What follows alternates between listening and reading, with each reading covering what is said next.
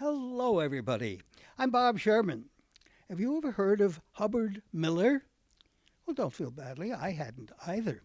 But it turns out he was quite a fascinating guy. At various times, a cowboy, philosopher, writer, and composer. Among other credits, he wrote songs for Bette Midler. Well, when singer Hailey Mcavoy heard about him from her teacher, she became so fascinated that she began researching his life and times, seeking out rare videos at the Eastman School of Music, and eventually going out to Oregon, where she spent many hours with his family. Gradually, she evolved a kind of documentary that she calls the Hub Miller Experience, fusing film, family memories, and live performances with pianist Bethany Pietroniro. Included, I'm told, will be a song that's never been recorded before. Hailey plans to bring an expanded version of the show to Grace next season. Meanwhile, right now, we'll be the first audience to encounter this, well, unexpanded, but I'm sure intriguing version today. I hope I've whetted your appetite a bit, since here comes Hailey Mcavoy herself, leading us to what I'm sure will be all sorts of musical and social revelations. Hailey, take it away. Hello, everybody. Thank you, Bob, for that terrific introduction. My name is Hailey Mcavoy, and I am the curator of this Hub Miller experience that you're about to see in two parts, thanks to Downtown Music at Grace. I'm so grateful to have the chance to share this concert with you, and I thank you for tuning in. The first half of the concert, which you'll see this week, focuses on the landscape that influenced George Hubbard Miller. This is both the philosophical landscape, the ideas that keep coming up over and over again in his music and writing, but also the physical landscape of the Pacific Northwest, the landscape in which he grew up, that remained close to his heart throughout his life. The second part of the concert, which you'll see next week on November 11th, focuses on the community that surrounded Hub. This is his family and friends, also the singers who premiered some of his works, and even his dog, who gets a mention in one of the songs. I really look forward to sharing all of that with you. And in addition, you will be able to see two, as Bob mentioned, never before recorded Hub Miller songs that my partner Bethany and I have recorded especially for you guys as a virtual audience. So the first of these will be at the end of today's presentation, and the second newly recorded song will kick off the concert next week. So if this week piques your interest, please do tune back in again next Wednesday. And I'm so grateful that you're here. Now I look forward to sharing with you the Hub Miller experience, which begins with the first song of Hub's that I ever heard, a song that was written for my teacher, Carol. It's called Dandelions. I hope you enjoy the Hub Miller experience. Thanks. I learned these words from a little old lady on the number 4 bus, Madison Park, in Seattle. She gave them to me out of her head, and I have never discovered their origin. 13 years later, I gave the song to Carol Weber. It is as short as my love for her is long.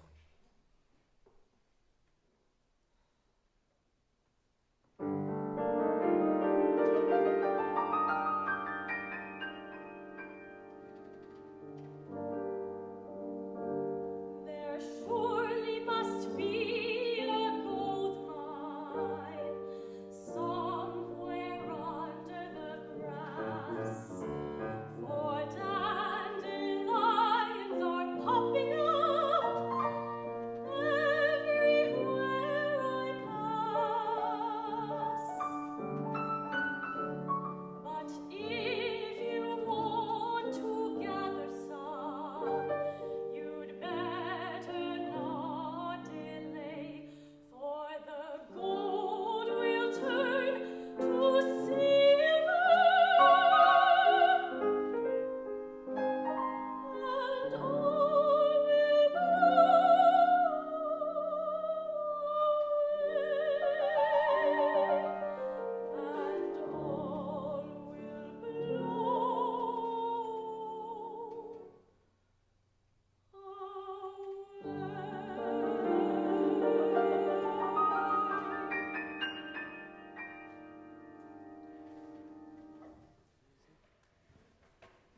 is a reflection of the universe in sound, as created by man.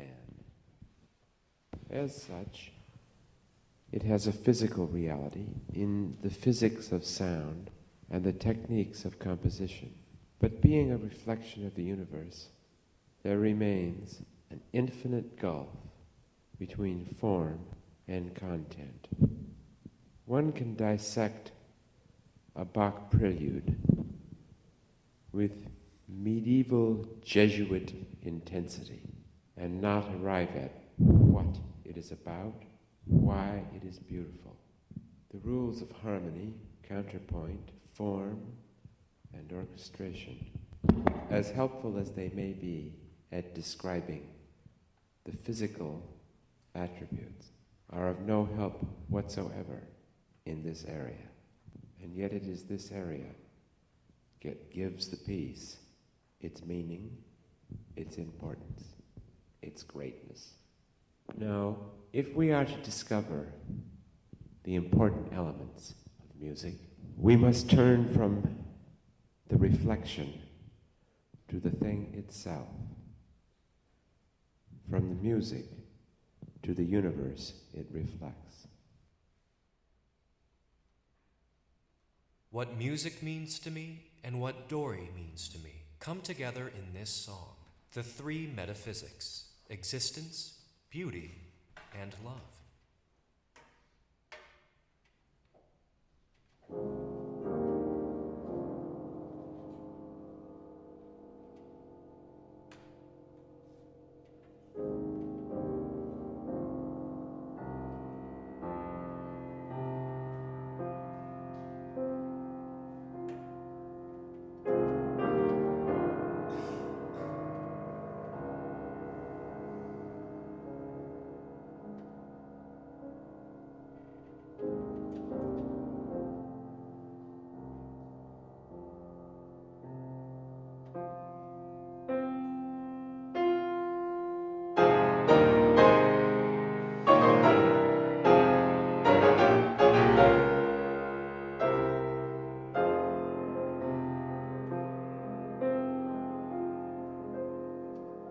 Sang the dark voice of nevermore. Let there be, and the stars gave forth light. Through thy long journeying evermore came the song, and the earth gave forth life. What by chance this sweet harmony, raining down through the farthest off reaches of time?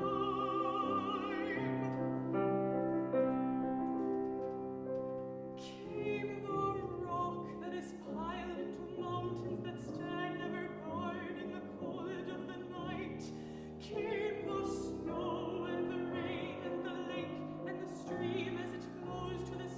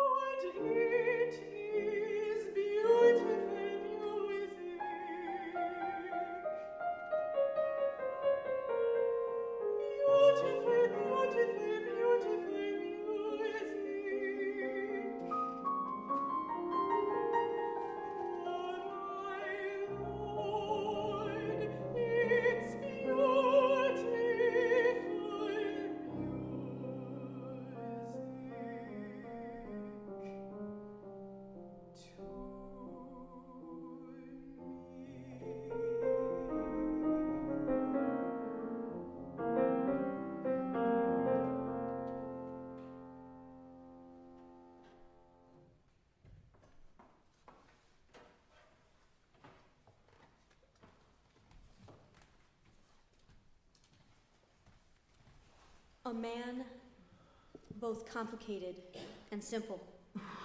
Hubbard Miller grew up on a ranch in eastern Oregon, becoming a first-rate cowhand while coming to terms with an immense talent for music. During his too short life, he was both an expert in electrical engineering and a classically trained musician, composing, conducting, and performing. His precious gifts took him back and forth between his beloved Northwest and New York City, where his work shifted from lucrative electrical design to freelance musician. Working with the likes of Joffrey Ballet, Bette Midler, and the Broadway production of Hair, he developed his eclectic skills. Hub's early childhood years, rich in the beauty of the mountainous Northwest, shaped the images and ideas that dominated his artistic choices, and eventually he chose Seattle as his home. He maintained his musical life composing, conducting, and playing for the Pacific Northwest Ballet, developing touring educational shows for the Seattle Opera, and working with the area's finest singers.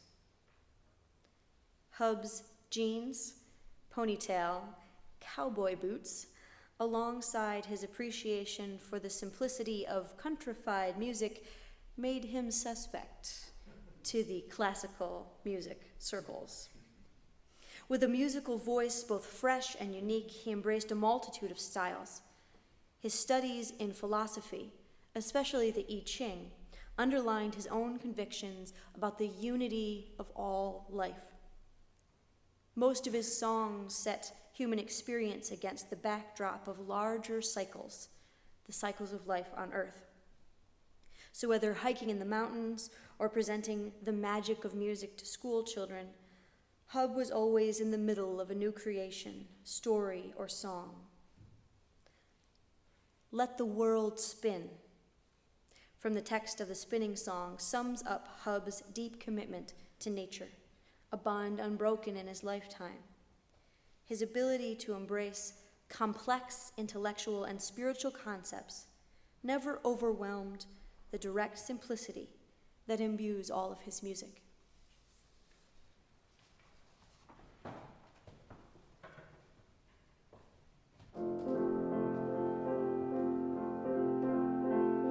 Sheep make a lamb, lamb make a skin, skin make a fur, fur make a wool, wool make a yarn, yarn make a cloth, cloth make a present for you. See the world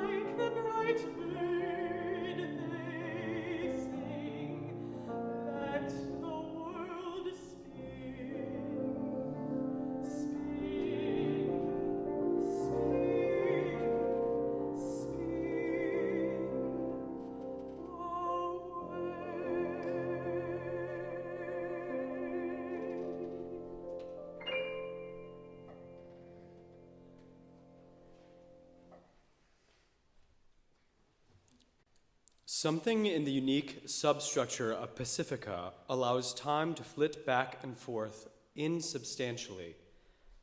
Then, now, and when, and Kuti, Alta, and Alki merge harmoniously in the moments of the mind that accompany our being here. Whizzing over a freeway bridge on the way to the dentist, the jagged teeth of ancient mountains glitter and smoke in sympathy. The prick of the Novocaine needle reminds one of the toll that toothache took from pioneer and Indian alike.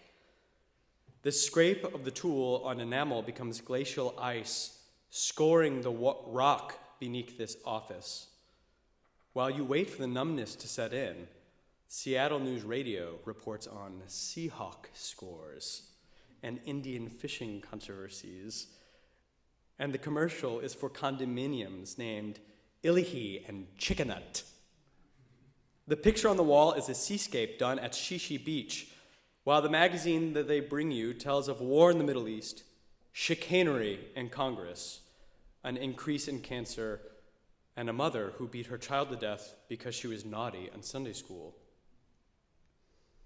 The inescapable reality and present tense of the drill is a relief, as outside the rain weeps your mixed feelings.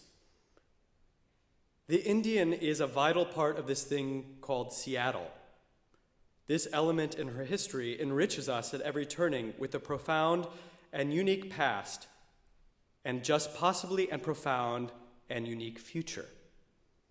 For sometimes when I am out alone perceiving Pacifica's murmurs, and I stare too long into the abysmal darkness, I think I see there in the flicker a phoenix rising, the glitter of some golden spiritual thread woven around the Tilikum campfires ages ago that will become the mainstay of the future.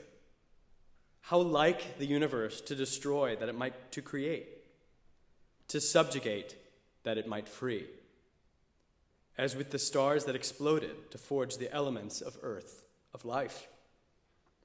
There is in Indianness a rare opportunity for us to see ourselves in the light of a much different history of human searching. Is it possible that some of the creatures living on this continent had, before they were devastated, metaphysical structures of great spiritual value? My own experiences and reflections living in Seattle have led me to believe that this is indeed the case.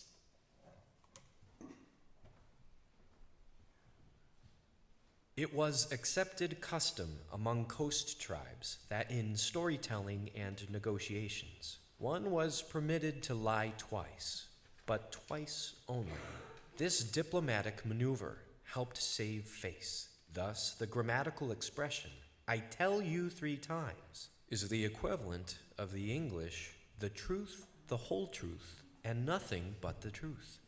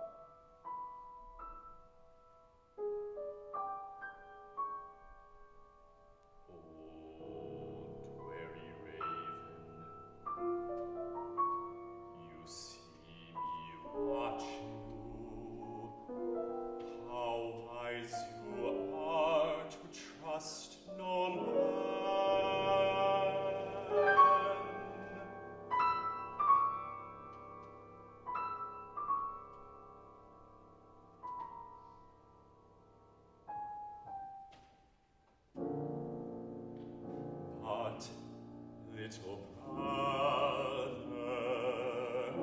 you need not fear of me. I have no need of your fine feathers. I hunt no more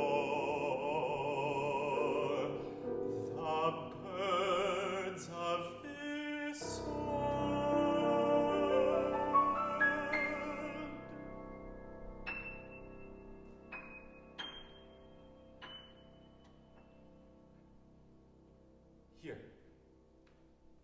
fish head.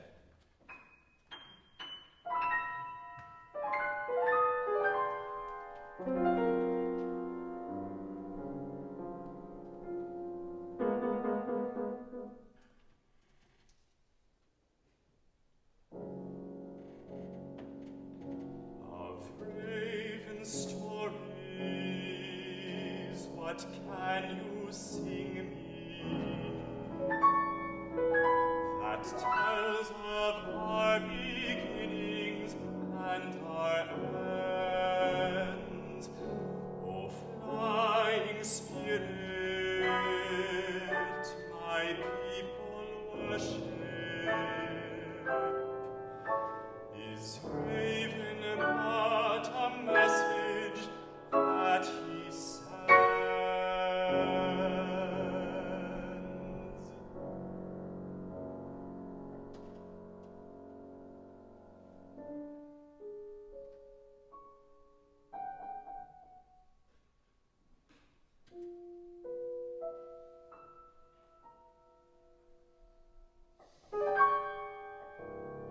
You eat my fish head.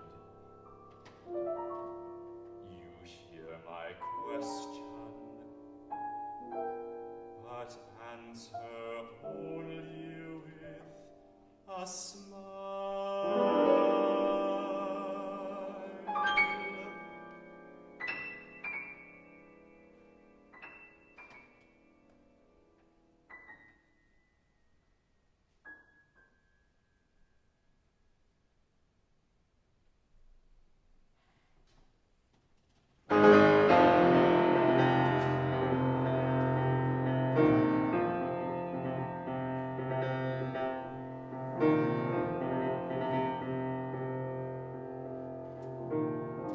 I tell you one time, oh, I do not love Jehovah's daughter for 15 blankets and 2 horses, 2. The squaws worth that much to any man. My other wives would laugh at me. Old Three Eyes, skookum, skookum. He thinks he's a young buck once more.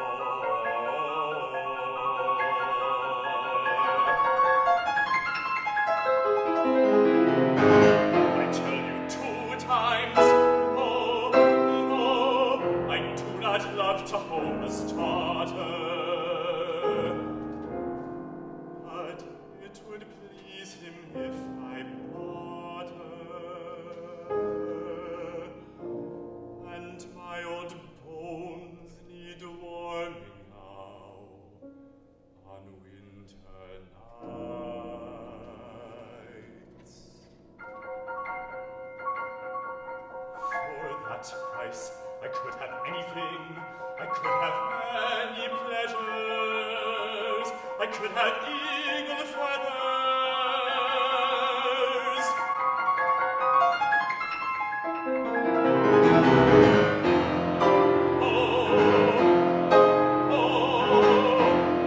I cannot tell you 3 times.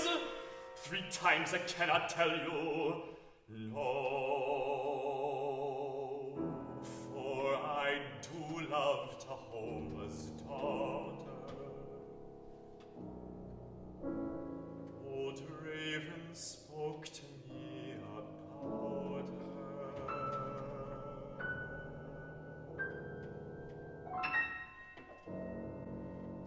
Well, maybe 15 blankets, but only 1 horse.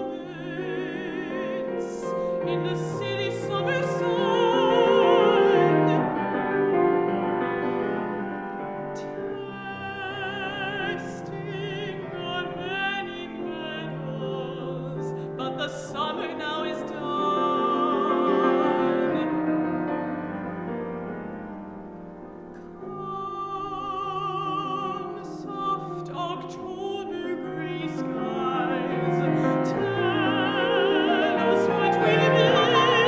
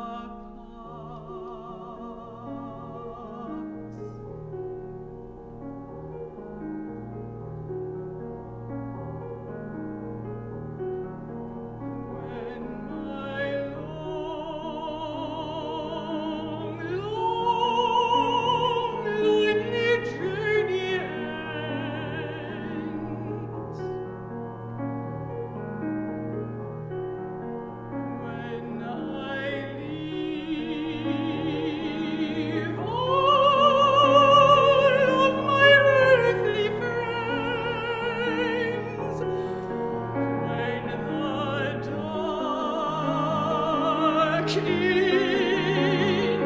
his message sends.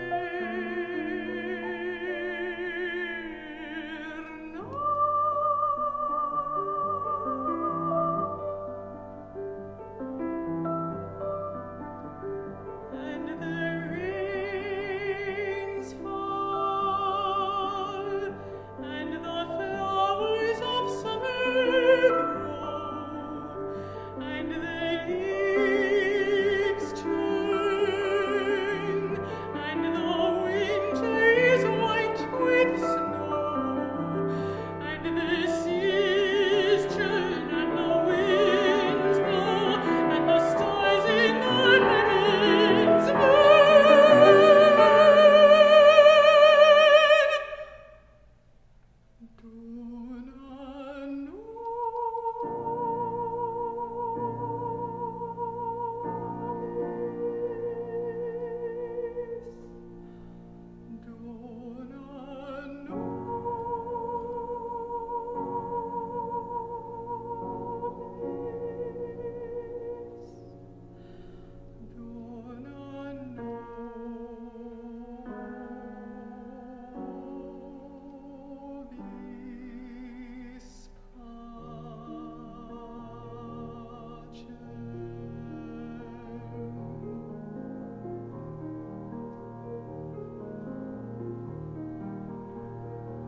And the rain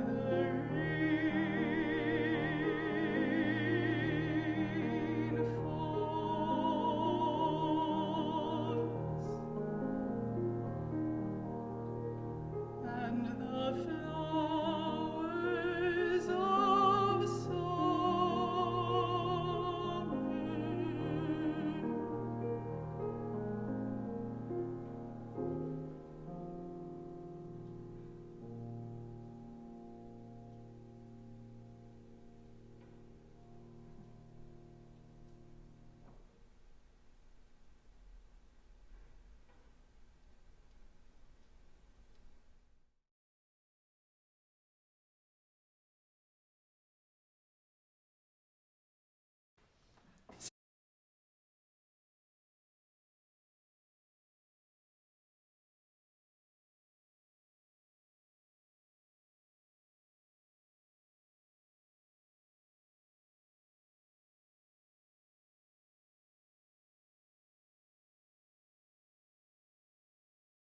all the stars, and we used to sleep up in the barn. He would name maybe 500 things up in the sky. So you never knew whether it was true or not, but it was so exciting. That's the first thing that I always think about. This guy in a flannel shirt and jeans and boots with long gray ponytails on his back was standing by the front desk. He loved things that were spontaneous in the moment. And he loved when that happened with his music. He was charming, and he was wise, and he was hysterically funny. Yeah. And he was brilliant. Had a theme, so he'd be playing Rachmaninoff or something, and somebody would walk along, and then he would see them coming through the living room, and then he'd switch to their theme song, Very subtly. Yeah. Just so you could hear it only, and he would use this to tease us, like, don't get fussy now. That was mine. Yeah, it was don't get fussy now. Dun, And that would drive Jolly nuts. Oh no, I'd start crying. So he's, and he could oh. just one tiny little note he'd be playing, and you'd hear, just subtle. Yeah. But it was enough to tweak you, right? And Hubbard loved to do that. He loved to drive you crazy, But that's what I remember from the music, that it was so. It was just such second nature. Music was just part of life, it was just there. I can remember laying under the piano or on top of the upright with a pillow just to take a nap, and the vibration of pounding away and practicing, it was not it didn't keep you awake. It was just part of life. Their music was really in our lives because of that. It was interesting. There was another thing that was developing over a long period of time, is that he ultimately came out as being gay when he was 25 years old. Yeah. And so here he was in Eastern Oregon on a cattle ranch, a real redneck area. And to be gay would get you shot, in those days. And so as you look back now, he had a lot of challenges that most of us did not have. Sure. And I think that it was his ability to surpass and work with those challenges and use them that made him what he was, an extremely complicated, wonderfully talented human being. And that kind of excitement of the universe and life and the cosmos, he used to tune in on that, and it had different stories and variations, but the stars was a great place to start. But he had an infectious way of getting you really excited about the mysteries of the universe. The words were in my diary for 15 years before I finally wrote the music as a birthday present. Anyone with a 3-octave range will enjoy it.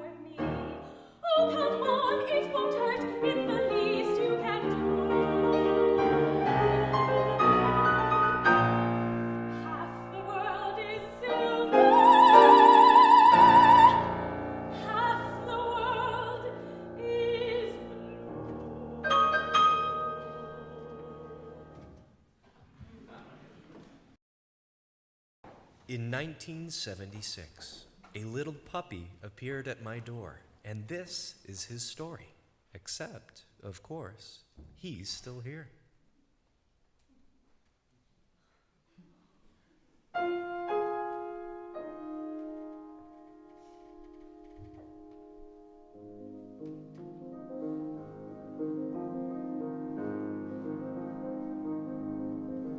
I was sitting at home, moping and wondering why bother to try. When I heard at the door scratch and a sad little cry. When I went out to see what new thing had happened to me, I found there a little gold puppy as cute as could be. But he looked up at me with those little brown eyes and said, "How do you do? I'm tired and I'm lost and I'm lonely and I need a friend. If you'll be a good people, I'll be a good doggy, so loyal and true." I said, "Hey there, young fella, come in, we'll see what we can do. You've been honest with me, so now I'll be honest with you.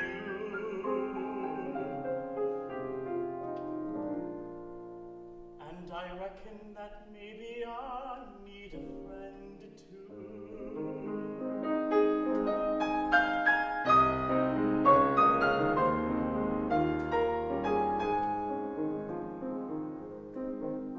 Well, he came right on in and gobbled a plate full of scraps that I found.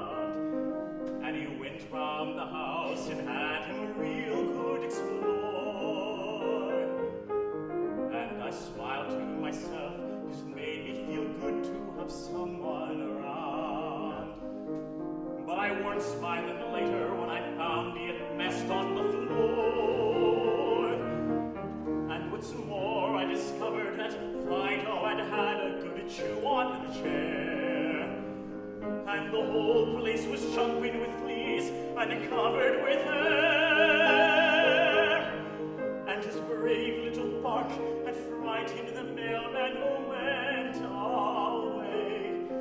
And he didn't deliver the letter containing my pair. I said, "Come here, young fella, I have a few hard words to say.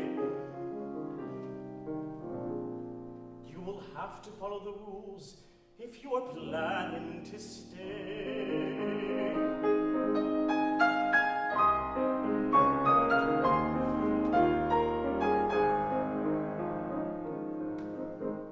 Well, he learned to behave, to sit, to fetch, and to sick, and to stay. And I grew to love that old dog more and more every day. In the good times we fed upon steak, and a doggy he licked off the pan. And in bad times I made do with rice, and he robbed garbage cans. When he hurt his front paw, he let me sew it up, though it hurt bad. And when I got pneumonia, he laid by my bed and looked sad. I was just about gone when that old dog got up and he licked my hand. And that lick is the reason that I am still here in this land. He was trying to tell me no matter what heaven had planned, that I couldn't go now, 'cause that old dog would not understand.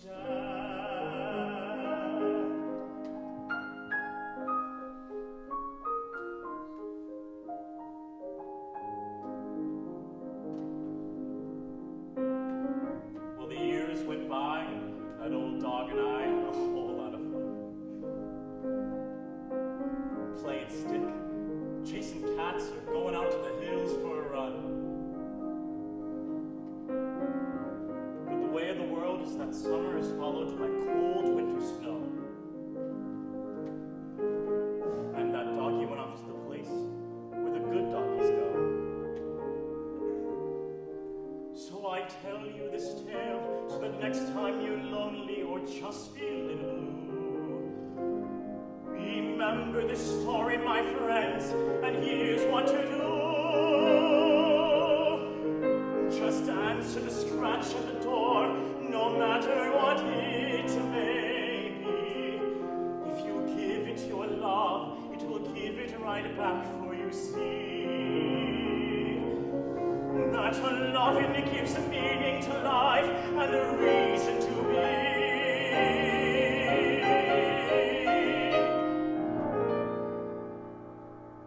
And in that way, a dog is the same as you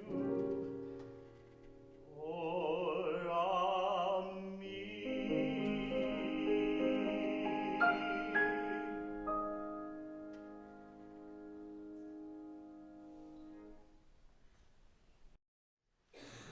So, our next two songs were originally supposed to be performed by me and a wonderful guitarist named Austin Wall, but he is unfortunately sick today. So instead, I've arranged to have the first song shared with you through recording. This recording was actually taken at the song's premiere, which happened in 1978 at, I believe it's a bookstore called Bumbershoot. It was also recorded and put on air. Maybe it's not a bookstore, I think it's not a bookstore, but it's called Bumbershoot. It was also recorded and broadcast over the radio, and the soprano who was singing was Barbara Coffin, for whom Half and Half, which Nicole recently sang, was written. So here, you'll hear Barbara Coffin singing, and her daughter accompanying her on guitar.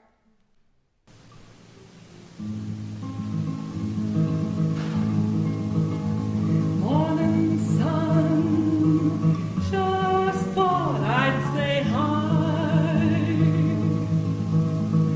Friendly star, making it big in the sky. This song you'll never hear or sing is done by the strangest of things.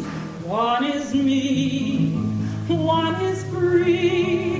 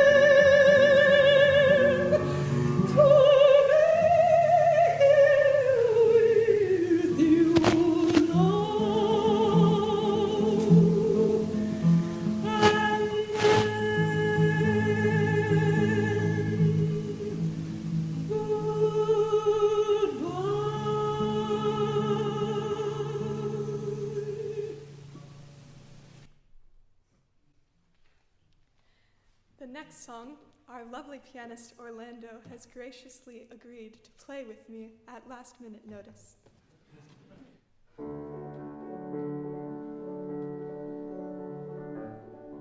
Little stream upon the mountainside, water spirit be my guide. Teach me how to laugh and play. Let me learn from you to flow. Longing to return to my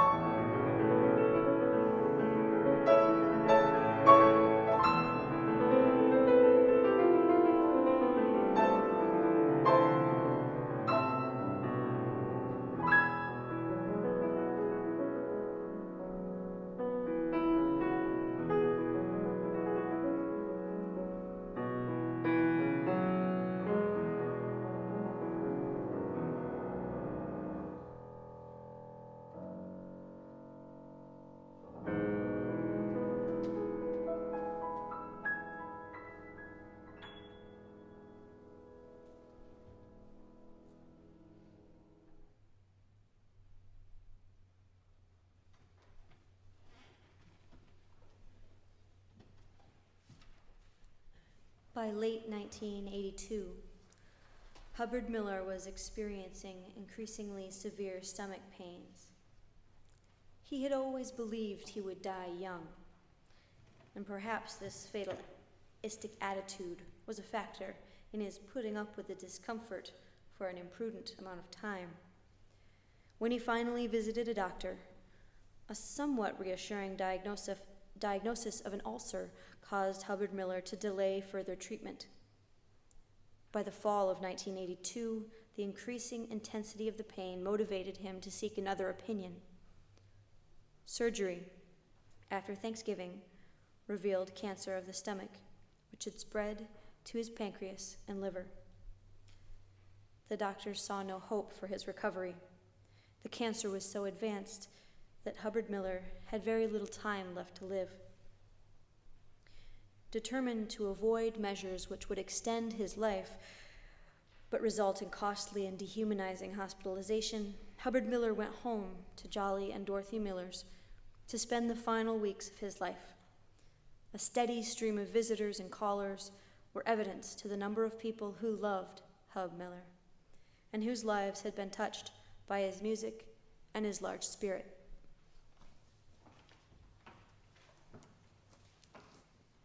Hub died at the Miller home on Christmas Day, 1982, at the age of 48.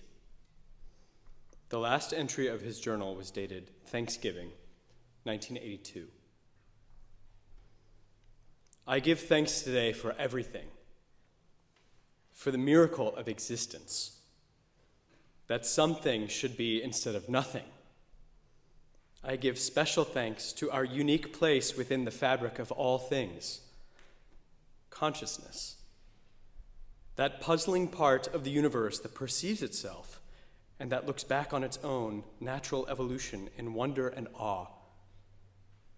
And this that transforms in an instant all the vast material structure of its coming to be into a single matterless mystery, thought.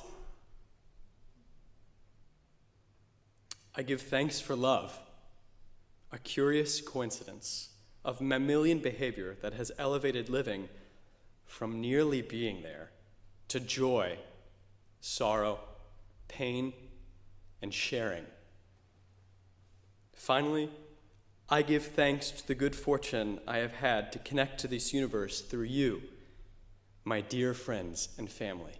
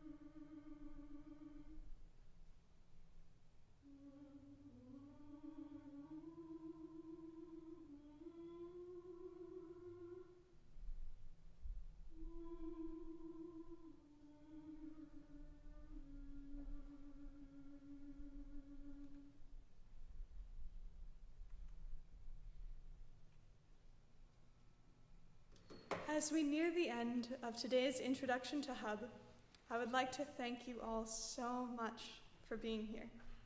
Hub Miller's music came into my life 5 years ago, and it has led me on some unbelievable adventures, including the opportunity to form just some wonderful friendships and wonderful relationships. And one of those is with the Miller family. And I'm also so grateful to Peter Miller and Lee J. Knightley for being here today from Oregon for the concert. I'm so grateful that I've gotten the chance to know the Miller family, and hopefully I'll be meeting them again soon. Anyway, I just wanted to say that, to give you a little idea of where this project is hopefully going, in my dreams, I would like to publish the music, record it, and tour it all around the country. At this point, I would like to share an excerpt of a letter which Hub wrote to baritone Don Collins on January 16th, 1981. Don gave me a copy of this letter this past summer, and it has served as a guiding light for me as I continue my work on this project. Dear Don, it is 8 a.m. and I am here at the kitchen table, enjoying the first cup of coffee and cigarette of the day, watching the sun ooze up over the Cascades and touch the frost and fog with life and beauty. The freeway is humming like the ancient ocean as the workaday world buzzes back and forth. Another day begins. But this day will be a little better, a little richer and warmer and kinder and holier than all the trillions of days that have preceded it, because of you and what you did last night. For my part, it was an extremely important experience. The first time I have ever heard my songs performed as a member of the audience and amidst other music. I thought they held up beautifully, in some cases surpassed. And where do we go from here? Day by day, struggling to feed our families and make ends meet, keeping the fire alive and passing civilization on to our children. I will continue writing and hoping that someday, probably by accident, something will come along that will get some of this music published, and that it won't all be lost when I die. For you proved to me that it is worth keeping. As for you, you need to sing and live. The only thing that will improve on last night's performance is having sung those songs to an audience 100 times. It will bring them a kind of spiritual maturity that only age and experience can provide. Your performance was such a success because you chose so carefully good songs that mean something to you, and therefore to us. Continue to search for more songs covering the whole spectrum of human experience. The songs are there, and if they're not, we'll write them. Love and many thanks, Hub. We will conclude the Hub Miller experience with one last song, Rum-Stick-a-Thumadiddle. Hub based this piece on a campfire song which his grandmother taught him, and the song is, in my view, a thank you to his grandmother for the gift of music. When I sing this song, I sing it as a thank you to my teacher, Carol Weber, for introducing me to the music of Hub Miller and for 1,000 other things. Professor Weber, I would never be the singer or the artist that I am today, or the person that I am today, without you, without your support and your love. And so, this song is a big old thank you for you.